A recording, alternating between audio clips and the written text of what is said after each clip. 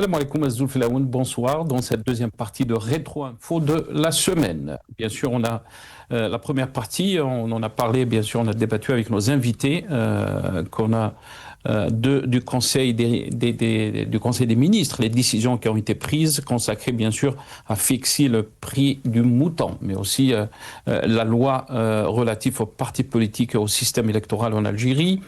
On va revenir sur cette deuxième partie, la position de l'Algérie par rapport à la guerre contre l'Iran, les relations algéro-françaises, la revue Al-Jaish et le discours stratégique de l'institution militaire, la vision stratégique de l'État et de l'armée, et on finira notre émission avec ce qui s'est passé à Tbessa. 7 terroristes abattus, 3 militaires aussi tués dans cette opération antiterroriste. Rabbi yarhamhum wa yussa alayhum, menace réelle ou récit sécuritaire. La question sera posée à nos invités. Maître Issa Rahmoun, qui est avocat et secrétaire général de la FID, la Fédération internationale des droits humains, est avec nous depuis Paris. Hamid Lelou, directeur de Run for Democracy en Algérie, est avec nous depuis Washington. Et Azlin Toumi, analyste politique, est avec nous depuis Alger. Maître Issa Rahmoun, je commence cette question avec vous concernant donc la position de l'Algérie par rapport à la guerre contre l'Iran, dans un contexte de forte escalade au Moyen-Orient.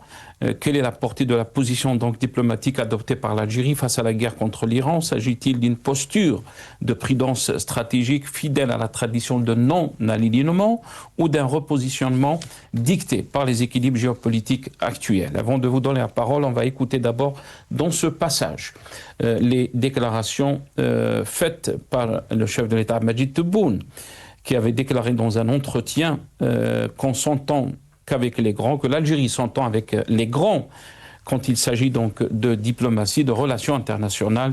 On l'écoute et je reviens à vous juste après.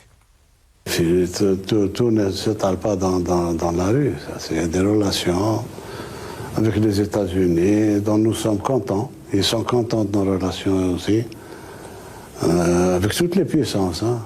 Pas avec uniquement la... J'ai reçu des félicitations de Xi Jinping, j'ai reçu des appels de président Poutine, etc. C'est bizarre, avec les grands, on s'entend.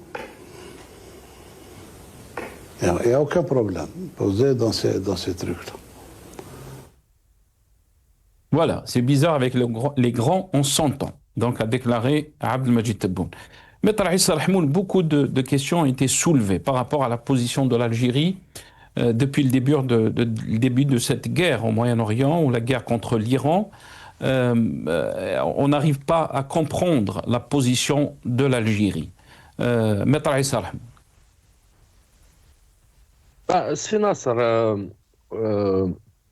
la position traditionnelle de l'Algérie sur les questions diplomatiques était allée dans deux axes.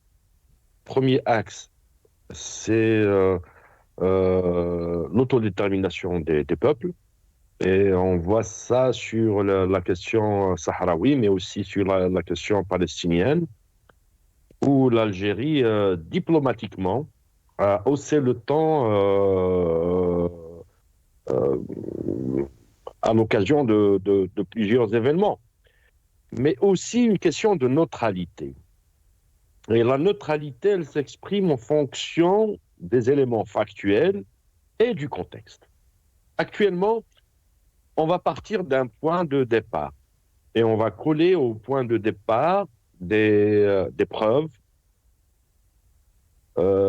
qui vont nous faire dire, qui vont nous faire prendre des positions aussi, des opinions.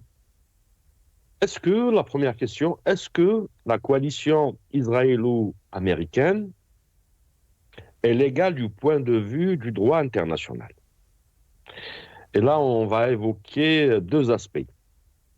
On va évoquer l'aspect de légitime défense et celui de la guerre préventive.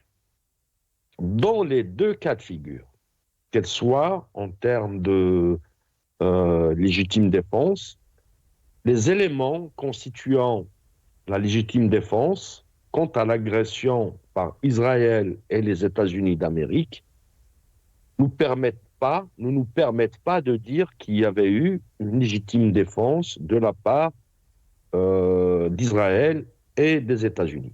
Parce qu'il n'y avait pas eu une agression de l'Iran, surtout que l'agression ou la guerre contre l'Iran était faite à l'occasion, pendant des négociations entre les États-Unis et l'Iran.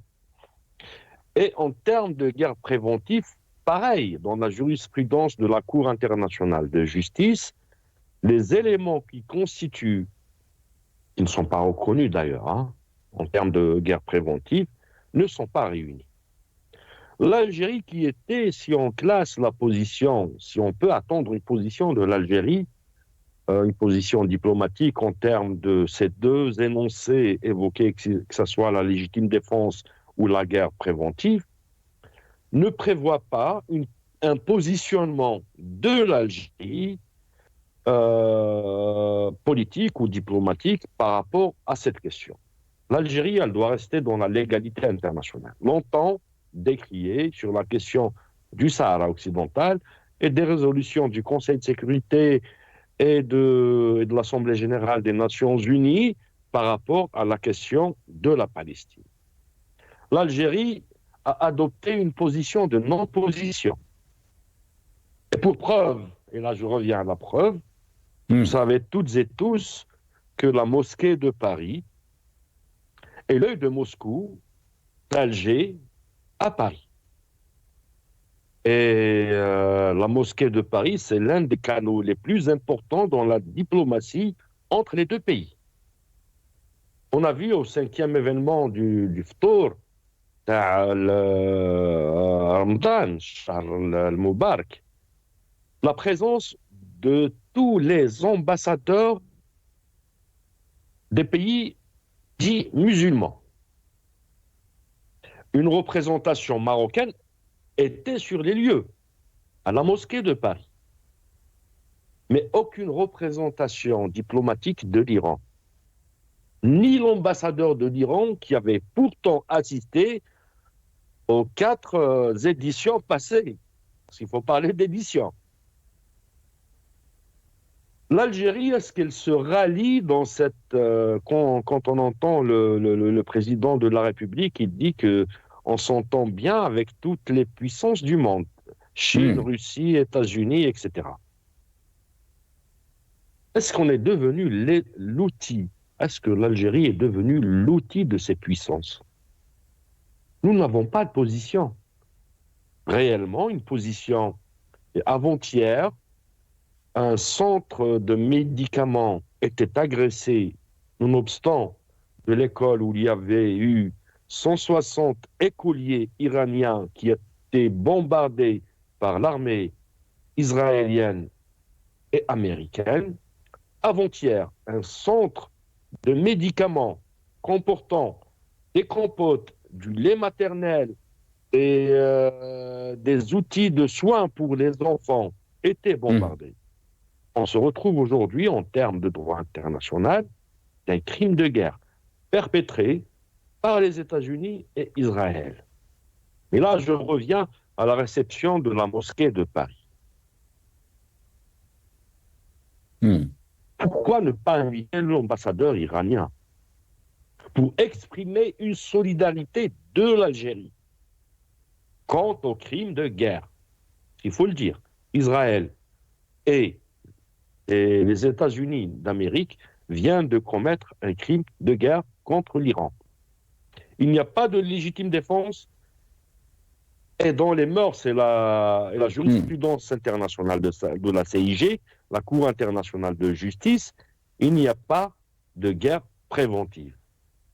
Et pourtant, Issa Rahmoud, très rapidement, l'Algérie, par le biais bien sûr de Abdelmadjid Tebboune, le chef de l'État, il a appelé plusieurs chefs donc des pays du Golfe pour exprimer la solidarité de l'Algérie face donc aux attaques iraniennes contre ces pays ou contre des cibles américaines dans ces pays. Pourquoi appeler donc des chefs d'État des pays du Golfe, quelques chefs d'État des pays du Golfe? et ne pas exprimer donc le même sentiment avec ce que vous avez dit, l'agression israélo-américaine contre l'Iran. Non, c'est bien d'appeler les pays du Golfe pour exprimer sa solidarité et puis renforcer les relations diplomatiques avec ces pays quand il s'agit de cibles civiles qui étaient attaquées, notamment des hôtels, des aéroports où des civils ont subi des attaques iraniennes. D'accord? Pour cela, on ne disconvient pas parce qu'il s'agit du droit international. Par contre, est-ce que le chef de l'État, Abdelmadjid Tebboune, a appelé le régime des mollahs? Et puis, quand on dit régime des mollahs, il faut être clair. Hein. C'est les gardiens de la révolution qui détiennent le pouvoir en Iran. Le fils de Ali Khamenei, assassiné, était imposé par les gardiens de la révolution. Ça, tout le monde le sait. Pourquoi ne pas appeler le régime iranien pour exprimer sa solidarité contre aux frappes israélo-américaines? C'est ça la question. Très bien. Dans la neutralité et dans le droit international, ça voudrait dire que le chef de l'État avait à agir dans les deux manières. Soutien aux populations civiles iraniennes et soutien aux populations civiles du Golfe. Très bien. Restez avec nous, Maître Issa Rahmoun. Hamid Lellou, je sais que vous suivez de près cette affaire, bien sûr, et surtout que vous êtes aussi à Washington. Est-ce que l'Algérie est devenue donc un outil de ces puissances? Quand a dit Maître Issa Rahmoun s'est posé la question, quand le chef de l'État dit qu'on s'entend avec les pays, donc les grands pays de ce monde,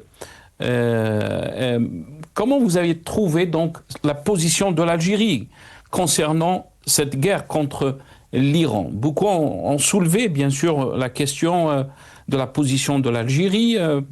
Pourquoi, par exemple, il n'y a pas eu de condoléances quand, après la mort donc, ou l'assassinat de Ali Khamenei? Pourquoi l'Algérie n'a pas exprimé donc, ses condoléances, alors qu'on a vu, par exemple, la Turquie, par le biais du président turc, qui s'est exprimé sur cette question. Pourquoi, d'après vous, et comment peut-on lire la position de l'Algérie par rapport à ce conflit? Comme tout petit pays, l'Algérie est un outil des grandes puissances. Ça, c'est un corollaire. On peut pas aller, on peut pas le contourner. Elle n'est pas devenue, elle a toujours été. Vous savez, quand on parle de non-alignement, ça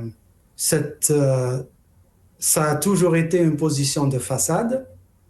Et de deux, ça a peut-être tenu à une époque quand il y avait la compétition bipolaire, l'Union soviétique et les États-Unis. À ce moment-là, les petits pays comme l'Algérie pouvaient essayer de narguer peut-être, essayer de dire qu'ils ont une certaine souveraineté parce qu'ils se cachent derrière cette force de l'Union soviétique. Ce n'est plus le cas. Et maintenant, ce qui s'impose, c'est plutôt la réalité ou bien les réalités géopolitiques. Et là, ils ne peuvent plus le cacher. Et pour preuve, pas de condamnation. Elle est où la neutralité? Elle est où ce non-alignement? Pas de condamnation. Exprimer des regrets par rapport à ce qui s'est passé dans les pays du Golfe et pas le faire pour l'Iran. Elle est où la neutralité? Moi, le problème que je vois, c'est que plus le temps passe, plus les événements s'accélèrent, plus on découvre que ce pays devient de plus en plus, à cause de ce régime, devient un outil. Ça, c'est flagrant. Mais permettez-moi de vous rappeler la position qui a été défendue par certains de vos invités qu'on met au crédit du régime algérien. Et quand vous leur posez la question, ils disent « Oui, l'Algérie ne pouvait pas avoir une position forte parce qu'elle aspire à devenir le médiateur dans ce conflit. Et souvenez-vous, ces invités-là, je ne citerai pas le nom, tout le monde les connaît, ils étaient venus sur votre plateau, ils ont porté cet argument, je l'ai entendu, moi je n'étais pas présent. Mais moi j'ai envie de leur donner une petite leçon sur la médiation. La médiation, ce n'est pas que la neutralité. La médiation, la neutralité c'est important. Deuxièmement, vous ne vous vendez pas comme médiateur, vous n'allez pas crier sur les toits « je suis médiateur, je veux être médiateur ». Non, c'est les gens qui viennent, les parties en conflit qui viennent vous demander d'être médiateur. Et il y a un point très important dans la médiation, il faut que les parties, parce qu'il peut y avoir 2, 3, les parties antagonistes, les parties en conflit, il faut que toutes ces parties vous réclament et vous demande d'être le médiateur. C'est-à-dire qu'il faut que toutes les parties qui font partie de ce conflit vous font confiance. Et là, vraiment, ça me fait rire parce que quand ils disent qu'on veut devenir médiateur et que les règles principales de la médiation, c'est d'être amis et proches avec toutes les parties, dans ce cas-là, ils sont amis et proches avec les sionistes. Est-ce que ce n'est pas un lapsus politique? Si ce n'est pas le cas, ça veut dire que ce sont des bourrés qui ne comprennent rien à la médiation. Ils répètent parce qu'on leur donne des mots, on les bombarde avec des mots comme ça pour dire médiation, médiation, médiation. Et par conséquent, cette position soi-disant de neutralité au nom de éventuellement être médiateur dans ce conflit ne tient pas. Je n'utiliserai pas non plus le mot lâcheté qui a été utilisé par certains de vos invités. Ce n'est pas une question de lâcheté. Moi, je suis plutôt heureux pour l'Algérie parce qu'ils n'ont pas pris de position. De toute façon, ils n'avaient pas le moyen de la prendre. Et c'est bien d'avoir un profil bas, raser le mur et ne pas en parler. Maintenant, c'est mon dernier point par rapport à ce problème.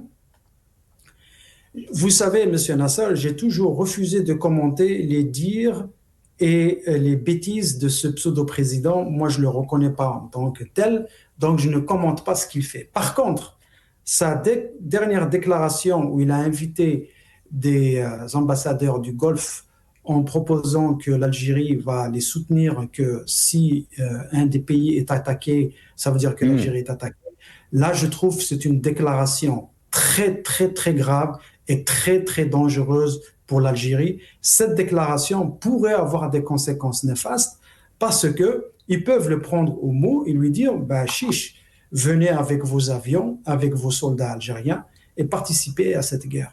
Et c'est absolument. Il y a eu aussi du temps de Bouteflika Hamid Lellou. Il y a eu cette coalition qui a été formée par l'Arabie Saoudite contre les Houthis. Ils ont demandé à l'Algérie de rejoindre cette coalition. Bon, l'Algérie a décliné, bien sûr. Mais si on prend les mots de Tebboune, il a dit. Bouteflika n'a jamais proposé, et il n'a jamais proposé les services de l'Algérie. Bien sûr qu'il refuse, bien sûr. Mais maintenant, là, vous vous mettez dans une situation intenable. Et ça, c'est possible, c'est ça la diplomatie. Si la crise ou la guerre perdure, si la situation devient de plus en plus dangereuse et que les pays du Golfe sont exposés au danger et qu'ils sont obligés de rentrer en guerre parce qu'ils ne le font pas pour le moment, eux aussi, ils ont une position là et eux, ils ont une position de lâche, là, on peut le dire. Mais s'ils sont forcés de se défendre parce qu'ils voient que la situation se dégrade de plus en plus, à ce moment-là, oui, ils vont essayer de créer la même coalition qu'ils avaient faite contre les Houthis, où ils vont appeler l'armée égyptienne et d'autres armées arabes. Et comme notre idiot national a proposé les services de l'Algérie, croyez-moi, ils vont insister... Dieu nous en préserve. Dieu nous en Très bien, restez avec nous, Hamid Lellou. Azdine Toumi, est-ce que vous êtes donc avec l'analyse de Hamid Lellou que l'Algérie fait profil bas et que l'Algérie n'a pas aussi les moyens de sa politique? On a beaucoup de questions se sont soulevées donc par rapport à la position de l'Algérie concernant donc cette guerre au Moyen-Orient ou la guerre contre l'Iran. On n'arrive pas à comprendre la position de l'Algérie. Qu'est-ce que vous en pensez? Est-ce que c'est une position d'équilibre aussi? Ceux qui défendent la position de l'Algérie vous diront aussi que c'est une position d'équilibre et une position aussi qui préserve les intérêts du pays dans un monde qui est en train de changer avec brutalité. Azdine Toumi. Non, il n'y a pas un équilibre dans le conflit pour que l'Algérie maintienne une position d'équilibre dans sa position. On a vu l'Iran se faire agresser par les Américains et les Israéliens. Donc, il était évident pour l'Algérie de défendre le droit, de défendre la souveraineté des États, chose qui a été toujours dans la doctrine diplomatique de notre pays. Plus du non-alignement, c'est-à-dire ne rejoindre aucun bloc ou déjà rejeter cette géopolitique basée sur des blocs. Mais on a vu une position floue et vouloir garder ce flou autour de cette position, en fait, ça cache discrètement ou grossièrement, pour être précis, l'alignement de l'Algérie sur la position des Américains. Et ça ne commence pas aujourd'hui, ça a commencé déjà avec la résolution qui est relative à l'avenir de Gaza. On a vu l'Algérie voter oui pour une résolution qui donne le droit à Trump de disposer de ce territoire et de son avenir. Donc après, moi je pense aussi qu'il faut prendre en considération, peut-être Hamid, je ne sais pas s'il pourra me rejoindre sur ce point, parce que lui qui est à Washington, moi je sais que ces derniers jours, il y a certains sénateurs qui sont en train de proposer un projet de loi pour classer le Polisario comme groupe terroriste. Absolument. Comme groupe terroriste lié à l'Iran. Directement, je pense que l'Algérie, peut-être, elle a besoin de se mettre dans une posture où elle doit prendre certaines distances, peut-être, par rapport à l'Iran. Donc, c'est pour ça qu'on n'a pas vu, d'une manière surprenante, l'Algérie défendre la souveraineté de l'Iran. Je ne partage rien personnellement avec le régime iranien, qui est un régime totalitaire, théocratique, etc. Mais en tout cas, c'est un pays souverain. Il a son peuple, il a son territoire, sa géographie, etc. Donc, on ne peut pas se permettre de laisser s'ouvrir ce genre de brèche où il y a un homme, par la volonté d'un homme ou deux hommes, qui décident comme ça de kidnapper un chef d'État, puis d'attaquer un autre pays, puis ça ouvre le champ à ce genre de dépassement au détriment du droit international et dans le respect de la souveraineté. Azdine Toumi, j'aimerais très rapidement, Azdine, avoir votre avis par rapport à un article qui a été publié sur Maghreb émergent par notre confrère Hassan El-Qadi, le journaliste Hassan El-Qadi, qui a titré donc son article « Comment l'Algérie s'est prise au piège de la bienveillance pour Donald Trump avec l'absence de condamnation franche et explicite par Alger de l'agression combinée américano-israélienne sur l'Iran, cette option de la bienveillance à l'égard du milliardaire suprémaciste, il a écrit, blanc qui dirige les États-Unis est entré dans une préoccupante impasse diplomatique et opérationnelle. » L'Algérie a déploré l'enlèvement de son ami Nicolas Maduro sans condamner l'acte du président Trump mutilant horriblement le droit international. Qu'est-ce que vous en pensez par rapport à ce qu'a écrit Ihsan El-Qadi? Oui, et plus que ça, la diplomatie algérienne va sortir complètement déformée et discréditée de ces affaires-là. Le régime il-Karoua, par ses attitudes, éviter la colère de Trump ou faire valoir l'intérêt de l'Algérie pour les États-Unis pour essayer de se sortir de ce piège qui est la question sahraoui, entre guillemets piège, mais qui devient une affaire préoccupante depuis que les États-Unis se sont saisis de ce dossier. Donc, il y va de l'avenir. C'est un exercice pour notre diplomatie, une épreuve pour laquelle la diplomatie doit être capable de surmonter le sort de cette affaire. Et puis, que redoute l'Algérie dans ce monde, dans ces changements géopolitiques qui sont en train de s'opérer dans la douleur, dans le monde, dans la guerre. Donc, qu'est-ce qu'ils redoutent? Ils redoutent sur leur chute. Ils ont vu d'autres dictatures, mais même si je ne suis pas d'accord avec ce qui a été fait, mais Maduro est un dictateur. Donc le régime des moullas en Iran, c'est la même chose, au pire. Donc ils savent que Trump aujourd'hui se donne le droit sur ces régimes-là. Donc ils choisissent l'alignement pour ne pas dire la soumission, pour éviter d'avoir le même sort. Moi, je pense que c'est une démarche, donc c'est une mauvaise démarche et que c'est une erreur stratégique parce que tous ces régimes-là, au lieu de retourner à la légitimité populaire et au jeu démocratique dans leur pays, donc en étant en cohérence avec leur jeunesse, avec leur peuple, etc., ils ont choisi un raccourci, ils ont choisi de se soumettre aux Américains pour éviter d'être destitués et continuer d'être soutenus pour se maintenir au pouvoir.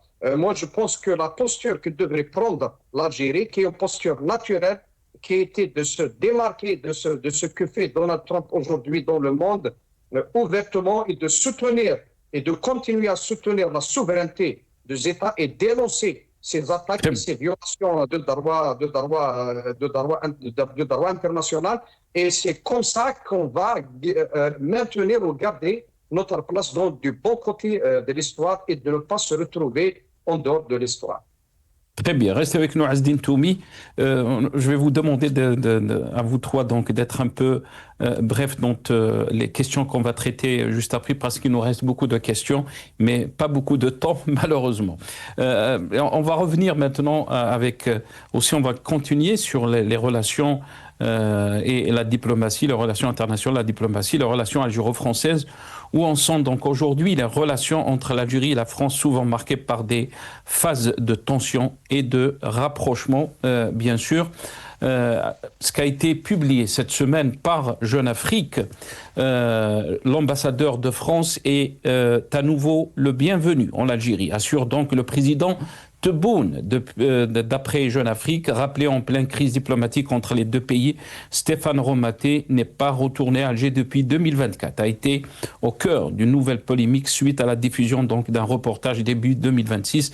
Mais Abdelmajid Tebboune l'a assuré à Laurent Nunez lors de sa récente visite. Le diplomate peut revenir à son poste, peut-on lire dans l'article qui a été publié par Jeune Afrique. Mais pas que, puisque le Matin d'Algérie aussi a publié donc un autre article dans le même sens, vers un dégel entre Paris et Alger, les signes d'un retour imminent de l'ambassadeur de France, attitré donc le Matin d'Algérie. On va vous faire passer un petit clip, bien sûr, petite vidéo, ces déclarations donc d'un chroniqueur sur la chaîne télévision Al24 qui parlait de Romaté, Stéphane Romaté, donc l'ambassadeur français à Alger, de persona non grata. Partager avec vous une information de dernière minute, de haute importance.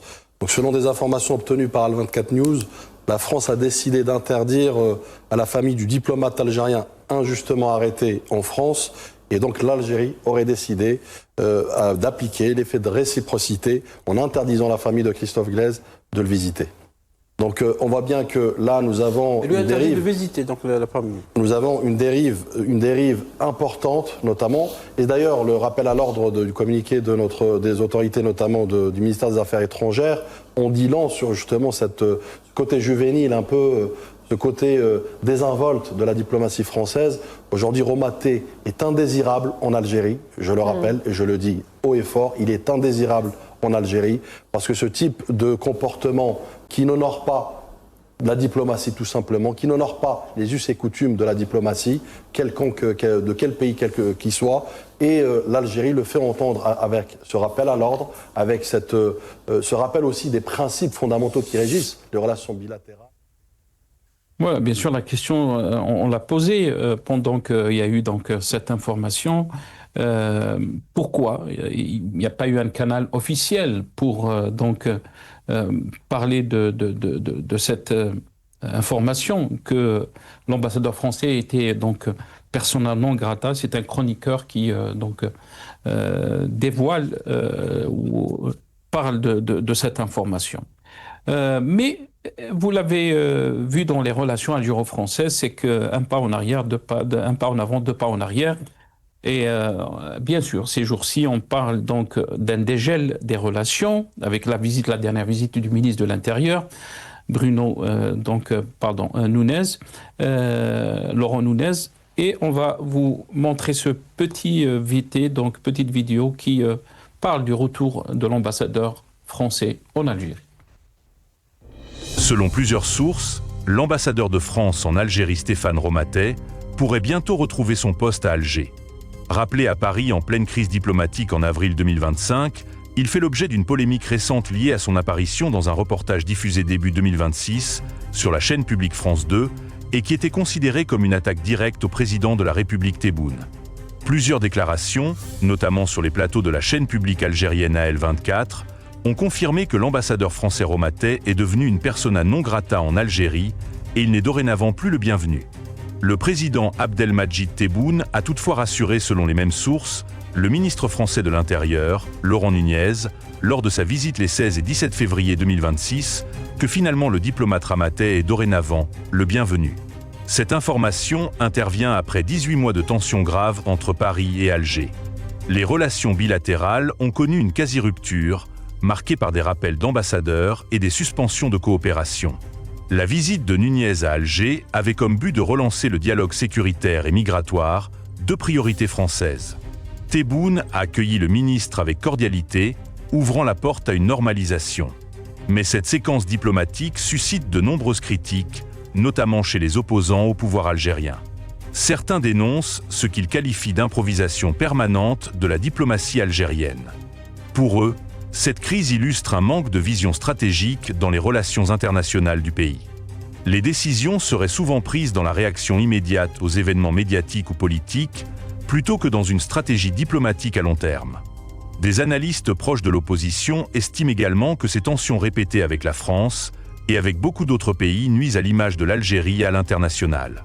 Selon eux, les rappels d'ambassadeurs, les déclarations contradictoires, les accusations graves via les médias officiels et sous l'anonymat donnent souvent l'impression d'une diplomatie fragilisée et immature. Dans ce contexte, la question se pose. Le possible retour de l'ambassadeur français marque-t-il un véritable apaisement entre Paris et Alger, ou seulement une tentative de calmer des polémiques devenues embarrassantes? Ce possible retour de Romaté symbolise un tournant. Il dépend aussi des conditions politiques fixées par le président français Emmanuel Macron. Les enjeux sont multiples: mémoire coloniale, Sahara occidental, migration et sécurité. Reste donc à voir si cette possible annonce d'Abdelmadjid Tebboune permettrait réellement de relancer un dialogue durable, ou si elle ne serait qu'un nouvel épisode dans une relation franco-algérienne régulièrement secouée par les crises. Voilà, donc un petit aperçu de cette relation algéro-française. Il faut rappeler aussi l'accréditation récente de 9 diplomates algériens à Paris. Pour plusieurs observateurs, est-ce que c'est un signe, même ce même effort donc prudent de dégel? Qu'est-ce que vous pensez, Maître Aïssa Rahmoun? Paris et Alger réussiront-ils à transformer ces gestes de courtoisie en partenariat durable, ou la prochaine escalade diplomatique n'est telle qu'une question de temps? Avant de répondre à la question, là, permettez-moi de revenir sur les déclarations de Asdin et Hamid, mes amis. En termes de repères sur ce qui se passe au Moyen-Orient et au Proche-Orient, en termes de positionnement, pour faire un peu le parallèle avec les positions d'Alger. Pedro Sánchez, Premier ministre actuel d'Espagne, qui a été élu en 2018 et qui est membre du Parti socialiste ouvrier espagnol, donne le la et met le bémol dans les relations internationales.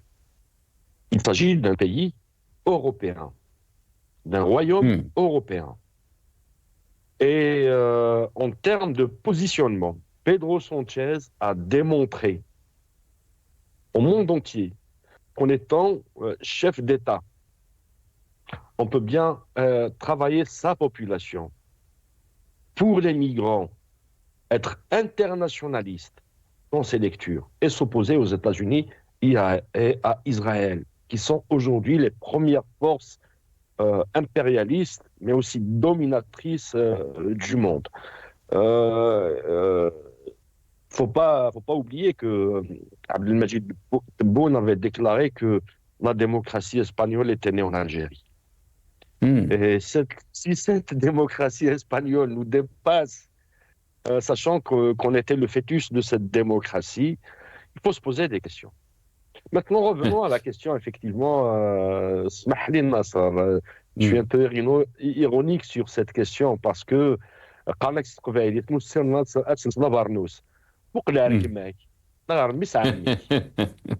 oui. Voilà, Absolument. tu vois, du côté de l'Espagne, où des milliers d'Algériens essayent de prendre des embarcations de fortune pour arriver en Espagne. C'est très désolant pour l'Algérie. Revenons à la question des rapports franco-algériens ou algéro-françaises, on peut l'appeler comme on veut. Au mois de novembre, il ne faut pas oublier qu'au mois de novembre, à l'invitation du ministre de l'Intérieur algérien, alors écoutez bien, hein, ministre de l'Intérieur algérien qui s'accapare de l'Intérieur, de la DGSN, des transports, et à travers la loi sur les partis politiques et le régime électoral, de l'activité politique, de l'exercice de la politique en Algérie, l'Intérieur. Drôle de façon, ou bien arbitraire façon, drôle et arbitraire à la fois, de s'accaparer de la vie d'une nation. DGSN, transport, collectivité locale, sécurité nationale et même vie politique. Ça, c'est pour revenir au premier chapitre de ce qu'on a eu comme discussion. Il a invité son homologue français, Laurent Nunez, à se rendre en Algérie. Rappelez-vous qu'au mois de novembre, Laurent Nunez avait exigé, conditionné sa visite par 3-4 chapitres, pour ne pas dire 5, dans les coulisses. 1, l'aspect sécuritaire. 2, les questions du QTF, qui reste un problème important en France. 3, Christophe Glaise. 4, les relations commerciales, énergétiques et économiques entre les deux parties. Parce qu'il y a beaucoup d'entreprises françaises qui continuent à opérer en Algérie, au sud du pays, même au nord du pays. Très bien. Est-ce que ces conditions ont été levées? Est-ce que ces conditions ont été résolues par Alger? Et là, dans ces résolutions, souvenez-vous, hein, la visite du pape, elle va venir du 13 au 15 avril. Et Christophe Glaise sera probablement libéré. Hein, ils vont dire que c'est Boualem Sansal, c'était les Allemands, Christophe Glaise, c'était le Vatican. Mais entre les deux, il y a toujours l'influence de la France. Ajoutons à cela les conditionnements du titulaire de la place Beauvau étaient beaucoup plus sur l'aspect sécuritaire. L'aspect sécuritaire autour de quoi? Du Mali. Autour de quoi? Du terrorisme. Il n'y a plus de terrorisme. Et là, on va ouvrir un chapitre pour ce qui s'est passé à Tbissa, etc. Autour de quoi? Quand on voit, je reviens à la question du repas de la mosquée de Paris. Quand on voit que Nunez était accueilli à la mosquée de Paris comme un pacha. Comme un pacha. Avec ses Ségolène Royal, enfin, de tout ce qui apparente aujourd'hui pour les porte-paroles du régime d'Alger. Des porte-paroles français du régime d'Alger. Souvenez-vous des déclarations de la présidente, j'ai oublié son nom entre-temps, je viens de l'évoquer. Ségolène Royal. Ségolène Royal, voilà. Ségolène Royal. Et on est dans une situation où la reprise des relations, elles se font d'une manière indirecte, parce qu'il y a la diplomatie parallèle, et tout en sachant que quand la France discute, c'est toute l'Union européenne. Et quand la France est mise en veilleuse par Alger, c'est l'Italie qui reprend le flambeau, ainsi de suite. Il ne faut pas que les Algériens, que les téléspectateurs comprennent qu'il y a des relations entre Alger et Paris privilégiées. Aujourd'hui, c'est des relations entre l'Union européenne qui délègue la France quand elle arrive à négocier. Mais souvent qui délègue aussi l'Italie, l'Allemagne ou probablement le Vatican, des besoins stratégiques pour négocier. Donc, dans toute cette atmosphère diplomatique, on ne fait que se mettre à genoux. Rien qu'à voir ce qui s'est passé à la mosquée de Paris, tout le monde était invité, y compris la représentation diplomatique du Maroc, sachant que le gel des relations était positionné par la prise de position de Paris vis-à-vis de la question de l'Ayoun, de la Sahara occidentale, de Rabat et d'Alger. Et cela n'a pas été remis sur la table des négociations avec Nunez. Donc, si la politique est large possible, la diplomatie reste la science de l'hypocrisie. Très bien. Restez avec nous, Maître Issa Rahmoun. Hamid Lellou, sur cette question, on aimerait avancer très rapidement parce que le temps nous presse. Sur cette question donc, de relation entre Alger et Paris, on parle vers un dégel entre Paris et Alger, les signes d'un retour imminent de l'ambassadeur de France. Pourquoi on est arrivé à cette situation? Les Algériens ou les observateurs politiques vont se poser la question, tout ça pour ça. Yani, rappel des ambassadeurs, une crise inédite, dire que l'ambassadeur est persona non grata, bien sûr l'ambassadeur français Stéphane Romaté. Maintenant, on parle de son retour imminent donc à Alger. Qu'est-ce qui se passe avec notre diplomatie? Est-ce qu'il y a une boussole? Est-ce qu'il y a un revers de notre diplomatie? Comment peut-on expliquer donc ce tâtonnement, cette incohérence dans nos positions? Alors, ma lecture sera conditionnelle. Conditionnelle en me basant sur l'information que vous venez de donner. À savoir si réellement ambassadeur Romaté été réintégré dans son poste à Alger. Si c'est le cas, on ne le sait pas encore. Il y a deux problèmes. Il y a un problème de souveraineté et un problème de rapport de force. Souveraineté parce que vous ne pouvez pas être réintégré. Oui, reprendre les relations diplomatiques, c'est tout à fait normal. Il y a des hauts et des bas, il y a des crises et il y a les reprises diplomatiques.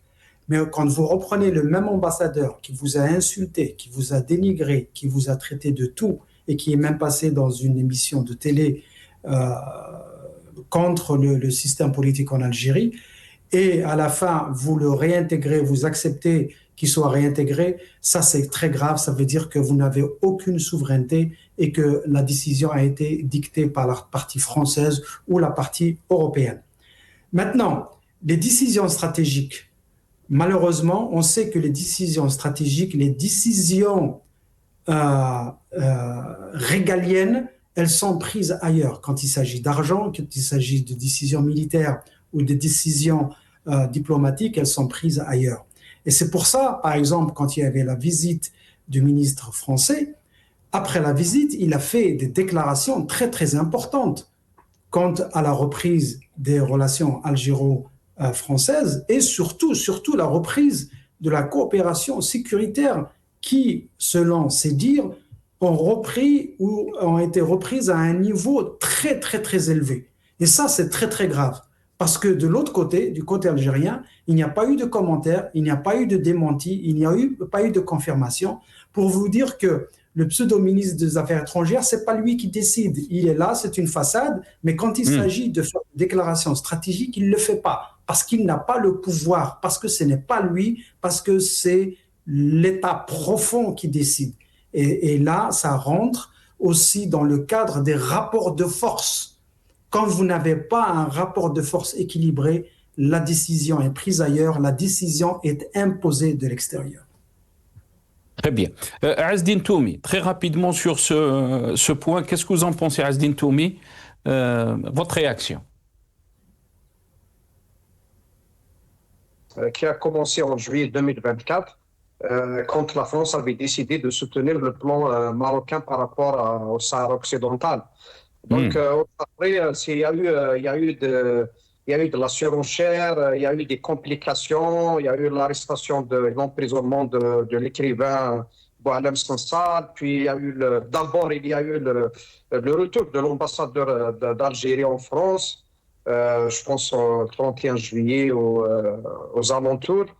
Puis il y a eu l'emprisonnement de Gueldez. Donc après, il y a eu l'instauration des visas pour les diplomates. Pas mal d'événements qui, en fait, ne sont que la complication de la première crise qui était par rapport au dossier du Sahara occidental. Donc aujourd'hui, s'il y a un retour des relations donc un petit peu entre guillemets à la normale, c'est que il y a beaucoup de pression, notamment sur le régime d'Alger, des paroles du chef de l'État dans son dernière intervention, où il disait que la France a joué un très mauvais rôle dans l'Union européenne pour peser sur les négociations entre l'Union européenne et l'Algérie. Donc, c'est clair que la France avait cette possibilité de faire pression au sein de l'Union européenne et au sein de l'ONU sur des dossiers pour que la direction soit en défaveur d'Alger, notamment sur le dossier du Sahara, sur les relations entre l'Algérie et l'Union européenne, dans le commerce et sur la question des droits de l'homme, etc. Donc, il y a trop de pression. Et puis, il y a cette enquête moi, je trouve ça très important. Il y a cette enquête sur l'enlèvement présumé et séquestration d'un influenceur algérien opposant qui est établi en France, qui est d'ailleurs réfugié politique en France. Donc, cette enquête qui a mis en évidence entre guillemets l'implication de responsables algériens. Puis il y a ce dossier des OQTF et il y a beaucoup d'autres points. Mais en tout cas, dans ce bras de fer, les bilans vont être faits à la fin. Souvenons-nous, quand nos relations commerciales ont été coupées avec l'Espagne et qui ont été repris quelques années plus tard, il n'y a pas eu de bilan. Combien l'Algérie avait perdu d'argent devant l'arbitrage international par rapport aux entreprises, aux préjudices causés aux entreprises espagnoles qui avaient demandé réparation auprès des instances internationales. L'Algérie a dû débourser beaucoup d'argent. Et puis, par rapport aux entreprises algériennes, il y a beaucoup de sociétés qui commerçaient avec les Espagnols, qui ont vu leur commerce se réduire à néant, qui ont licencié des travailleurs, qui ont beaucoup de problèmes. Donc, nous sommes devant une situation ou un régime pour sauver son pouvoir et pour se maintenir, il est prêt à faire toutes les concessions sur le plan diplomatique à l'extérieur quand il s'agit d'avoir les soutiens nécessaires. Donc, et on a vu le chef de l'État dire à un certain moment que la relation algéro-française n'a aucun avenir de normalisation, de rétablissement sous le règne de Macron.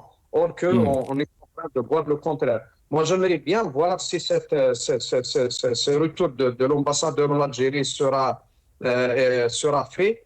J'aimerais bien entendre et voir ce journaliste dans une chaîne de propagande dire aux Algériens que haut et fort, comme il a dit, va le déclarer haut et fort, que désormais cet ambassadeur est le bienvenu. Il faut avoir le courage d'assumer une position et puis d'assumer son contraire quelques mois après ou quelques années après. Très bien, reste avec nous Azdine Toumi. On est en train de me dire à l'oreillette qu'il me reste maximum 5 minutes, 1 minute 30 chacun, par rapport à des sujets bien sûr qui demandent beaucoup de temps. On va revenir très rapidement sur le dernier numéro de la revue El Jaish, qui a mis en lumière les grandes réalisations économiques et sociales qui incarnent la doctrine pragmatique de l'Algérie nouvelle, profondément ancrée dans l'héritage de novembre. L'éditorial aussi souligne avec justesse que l'armée nationale populaire poursuit la lutte contre la guerre de la drogue déclarée que mène le régime du Makhzen contre notre pays, avec ses tentatives répétées et désespérées d'inonder notre territoire de ces poisons. Mais aussi dans la même logique, puisque on a annoncé cette semaine donc qu'il y a eu 7 terroristes qui ont été abattus à Tbessa. Ces terroristes, dont 2 émirs abattus à Tbessa, 3 militaires tués, l'armée nationale, donc 3 militaires tués. Le président Ahmed Tebboune a présenté ses condoléances aux familles des 3 martyrs tombés au champ d'honneur dans la 5e région militaire, a titré l'APS. Voilà, donc la question qui se pose, menace réelle ou récit sécuritaire. Maître Issa Rahmoun, je commence avec vous très rapidement. Qu'est-ce que vous en pensez? Allô? Oui, on vous entend, Maître Issa. Vous m'entendez, mais apparemment, il n'y a pas de... Attendez, juste un petit moment. C'est bon, c'est réglé? Vous m'entendez? Là, on vous entend très très bien, oui. Très bien. Pour moi, je conçois 3 messages. Enfin, un seul message en direction des États-Unis d'Amérique et en direction de la France. C'est que l'Algérie... aujourd'hui se propose comme pays qui lutte contre le terrorisme international, avec les assassinats, enfin ce qu'ils ont présenté comme bilan d'une opération militaire à Tébessa. C'est-à-dire que l'Algérie toujours lutte contre le terrorisme, et c'est un récit qui est développé par l'Occident, notamment par l'Europe et les États-Unis d'Amérique. De deux, le message par rapport aux narcotrafiquants de drogue. Il faut savoir que Trump, aujourd'hui, considère les narcotrafiquants comme étant des organisations terroristes et qu'il s'aligne sur cette politique et sur cette logique. C'est-à-dire, voilà les deux messages qui ressortent de l'éditorial de Jaish, c'est qu'on est toujours à l'avant-garde de la lutte contre le terrorisme, d'une part, à l'avant-garde de la lutte contre le terrorisme, d'une part, et à l'avant-garde contre la lutte contre le narcotrafic, c'est-à-dire le commerce et le terrorisme de drogue comme énoncé par Trump.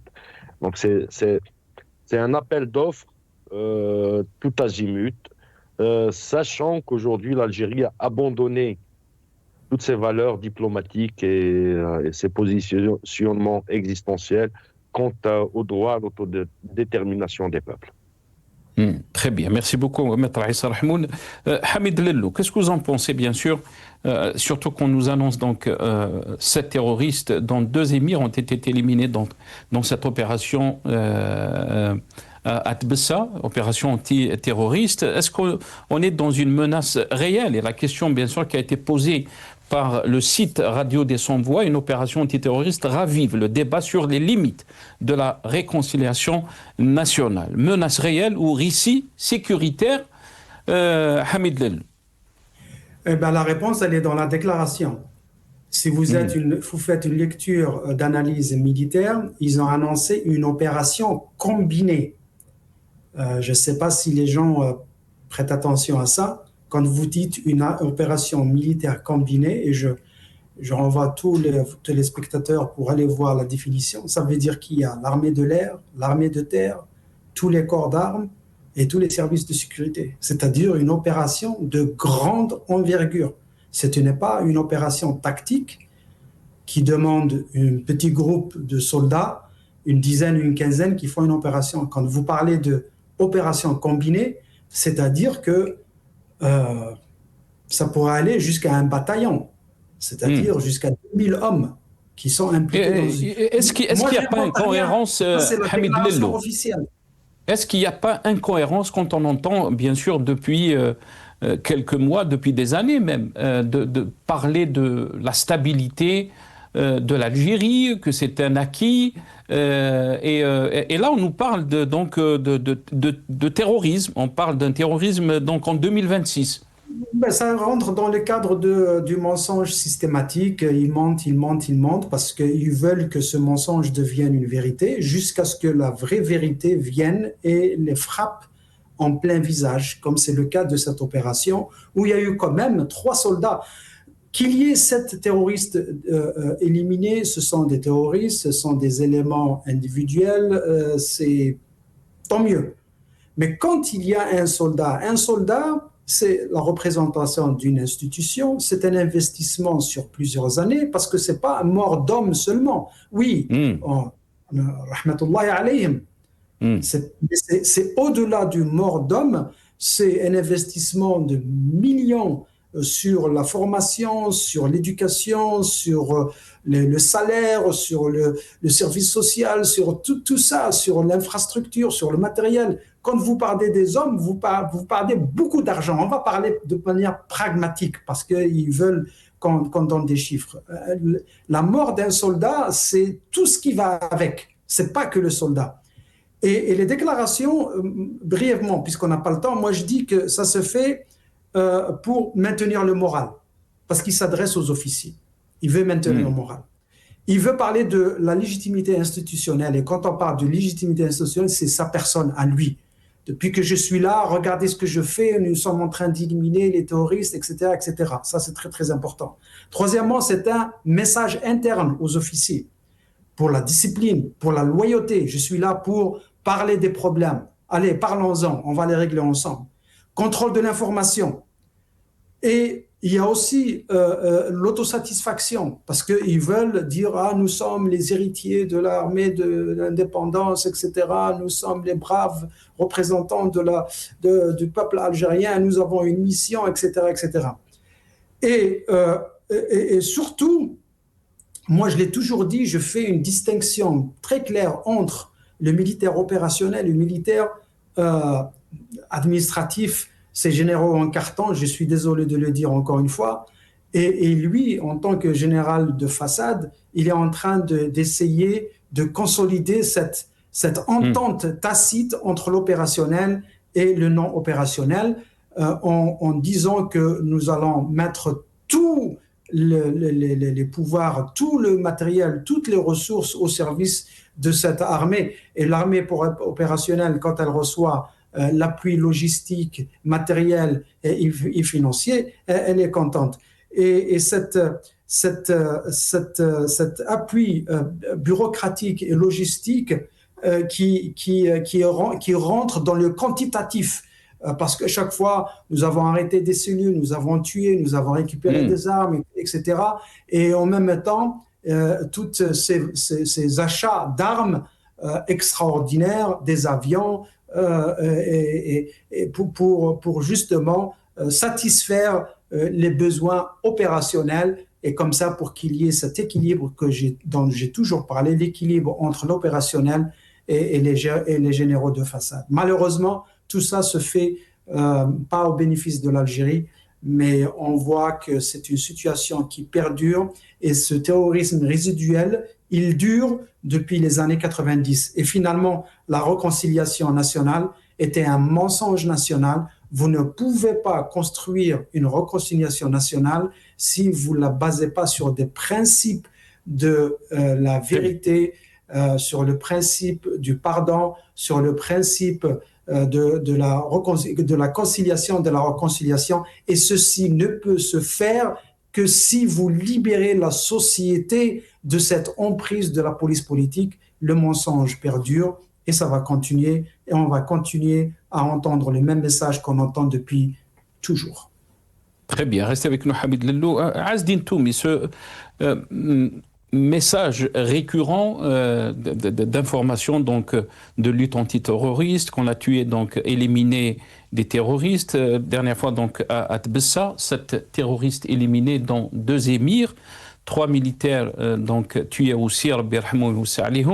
Qu'est-ce que vous en pensez, Azdine Toumi? Est-ce que on est en train d'utiliser le terrorisme comme un levier sécuritaire dans la politique intérieure? Est-ce que l'Algérie veut s'imposer comme l'a dit notre ami Maître Issa Rahmoun, à l'avant-garde de ce qui est lutte contre le terrorisme, et bien sûr aux yeux des États-Unis, ça peut jouer aussi. Qu'est-ce que vous en pensez, Azdine Toumi? Très rapidement, s'il vous plaît. D'abord, je tiens à présenter mes condoléances aux familles de nos chers militaires qui sont morts dans cette opération. Rabbi Rahman, Inch'Allah, et toutes mes condoléances à leurs familles. Après, il y a 2 messages. C'est vrai, il y a un message pour l'extérieur, un message pour l'intérieur. Un message pour l'extérieur, l'Algérie ne rate pas une seule occasion où qui se présente pour se montrer comme étant un pionnier ou un acteur principal et indispensable dans la lutte contre le terrorisme dans le Sahel et dans la région. Aux Américains et aux Européens. Donc, l'Algérie a fait de cette carte qui est la lutte antiterroriste. Il a une longue expérience, bien sûr, ça personne ne peut le nier, donc dans la lutte antiterroriste. Donc, elle a fait de cette carte un atout pour se donner la position d'un acteur principal dans la région et pour peser sur les enjeux géopolitiques dans la région. Donc, ça, c'est pour l'extérieur. Pour l'intérieur, maintenir cette pression dans ce climat de peur, de menace, d'abord pour mieux contrôler la société, la vie politique et la société en général, premièrement, et deuxièmement, pour justifier les budgets colossaux dont bénéficient les institutions sécuritaires. Mais le dilemme, c'est que cette fois-ci, donc on a l'habitude de voir 1 ou 2 terroristes se rendre, des fois certains accrochages, mais cette fois-ci, le bilan il est très lourd. D'abord, 3 soldats décédés, c'est lourd. Et puis, il y a 7 terroristes, dont 2 émirs. C'est un groupe de terroristes conséquent sur le territoire. Donc, ce message, cette surmédiatisation de cet accrochage, de cette opération peut jouer pour donner des résultats contraires ce que veut obtenir les autorités, notamment donner une image d'un pays instable, d'un pays infesté de terroristes. Et ça, c'est pas bon pour les investisseurs étrangers. Ça n'envoie pas un message positif ou apaisé pour les investisseurs, pour l'image de notre pays qui est renvoyée à l'extérieur pour le tourisme, pour l'économie, pour le commerce, etc. Merci beaucoup, Azdine Toumi. Merci et désolé de vous presser. On est arrivé à la fin de cette émission. Merci à mes invités. Azdine Toumi, analyste politique, vous étiez avec nous depuis Alger. Merci à vous, Sahaf Tourek. Merci à Hamid Lelou, directeur de Run for Democracy en Algérie. Vous étiez avec nous depuis Washington. Merci, cher Hamid et au Sahaf Tourkoum. Maître Aïssa Rahmoun, merci à vous aussi, avocat secrétaire général de la FID, Fédération internationale des droits humains. Vous étiez avec nous depuis Paris. Merci à vous, chers téléspectateurs. Ya'atikum saha wa sahafturkum, qaw ala khair.